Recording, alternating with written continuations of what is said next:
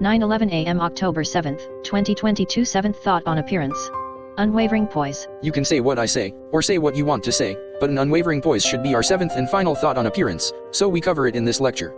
We call it unwavering, because poise is more related to equilibrium or balance in us, where like a compass bearings for grace and elegance present a rhythm or beat others find interesting. We all want to appear healthy, smart, happy, and just about any positive attribute we can think of we feel we are due.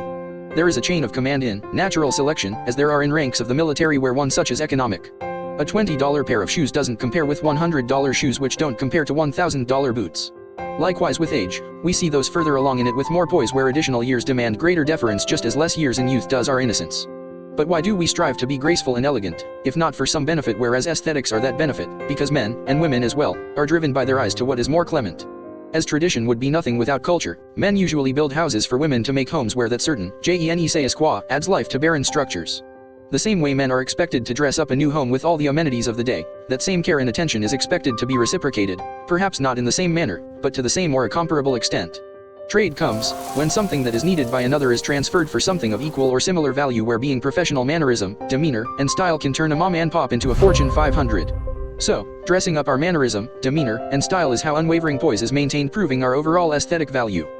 With our seventh and final thought on appearance being unwavering poise, we must refine our mannerisms.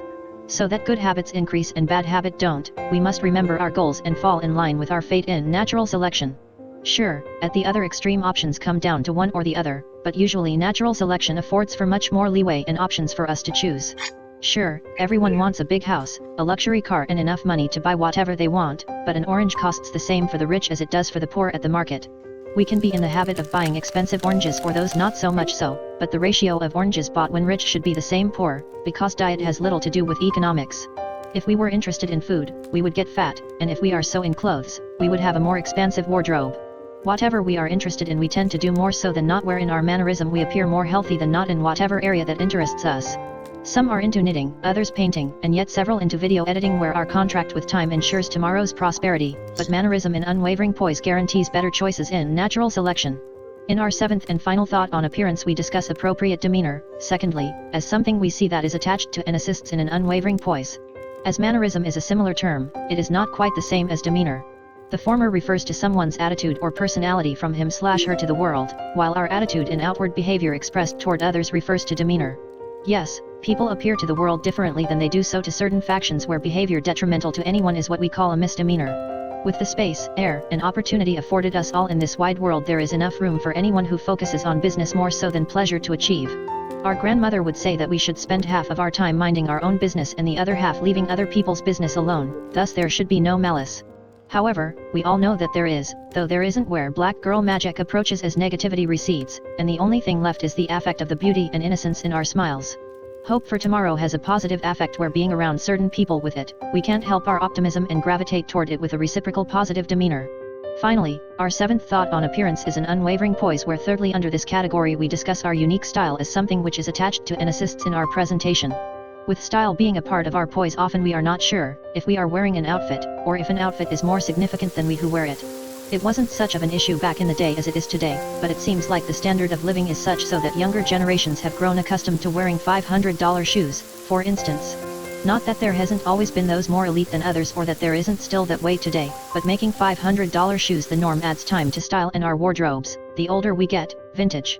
Classic on the other hand could be vintage or designed by a tailor, where through training and instruction on apparel, their accessories, and the unwavering poise demanded from one wearing such garments and other personal possessions, including, but not limited to, our dignity.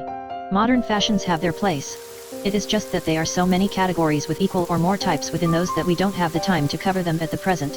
Vintage and classic clothiers are so because they stand the test of time and are always needed in anyone's wardrobe. So, happy shopping! Thus, an unwavering poise is seen in the mannerism, appropriate demeanor, and unique style of those practicing in our #SchoolOfBlackGirlMagic as a last thought on appearance in this course. Proving our overall aesthetic value, we ensure black girl magic for generations to come and hopefully indefinitely, but that would only be in a perfect world, of which, unfortunately, we don't live in one. So, this black girl magic, whose initial appearance, humbled modesty, verbal communication, facial expressions, body language, dignified character, and unwavering poise add favor to any overall visual presentation and flavor to the same, when necessary. We have no time to lose. Now, intellect. Thank you for your time and consideration.